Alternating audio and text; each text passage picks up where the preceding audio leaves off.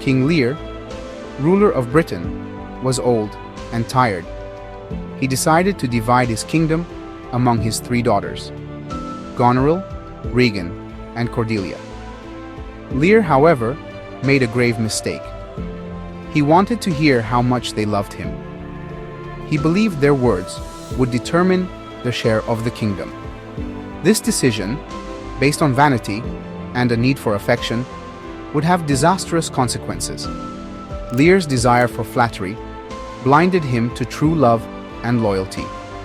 His kingdom, once whole and strong, would soon be torn apart by his daughter's ambition and greed.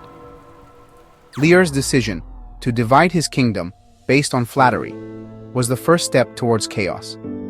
It set in motion a chain of events that would bring ruin upon himself and his family.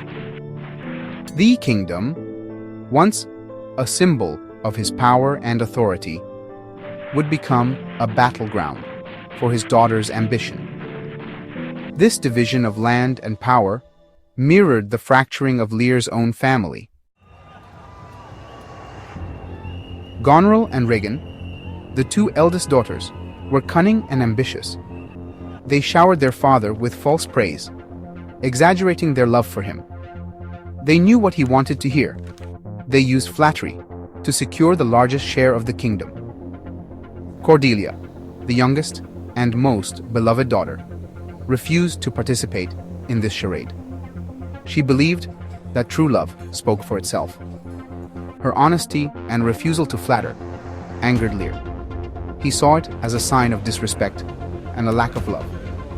Cordelia's simple statement, "I love your majesty according to my bond, no more nor less," angered Lear. He craved public displays of affection.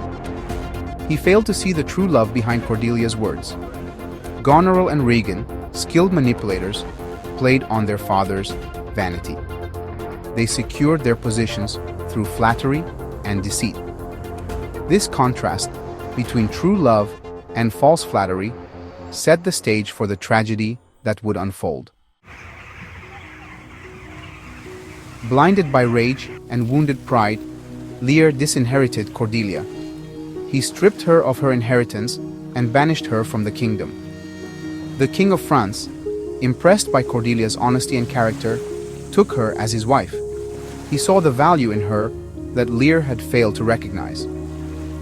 Cordelia, though deeply hurt by her father's actions, accepted her fate with grace and dignity. She left her homeland, carrying the burden of her father's misjudgment. Lear's rash decision to banish Cordelia had far-reaching consequences. He had not only rejected his most loving daughter, but also alienated the one person who genuinely cared for him. His actions demonstrated a dangerous lack of judgment and self-awareness.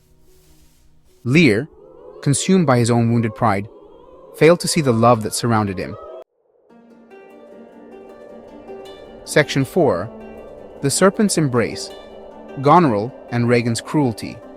With Cordelia gone, Lear believed he could enjoy his retirement, dividing his time between his 2 remaining daughters.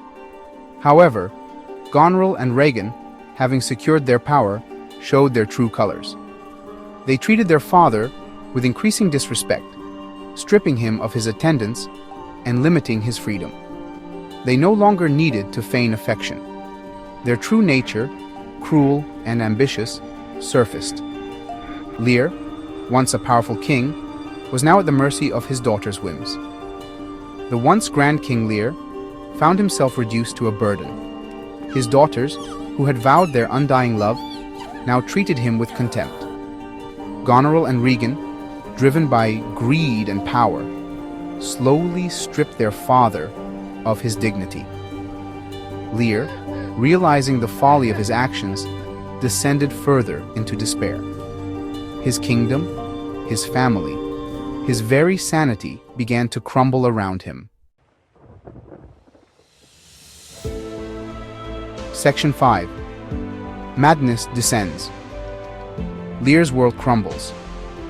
The weight of his daughter's betrayal and his own terrible mistake proved too much for Lear to bear.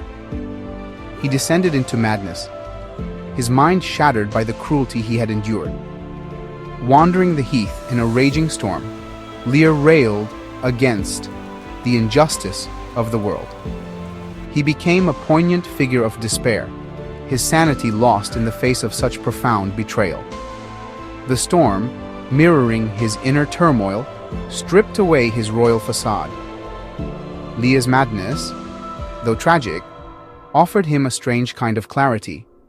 He saw the error of his ways, recognizing the true nature of his daughters, and the depth of his own misjudgment. The storm, a physical manifestation of his inner turmoil, became a crucible in which his pride and vanity were burned away. Lear, stripped bare of his kingship, grappled with the consequences of his actions. To be continued in Part 2.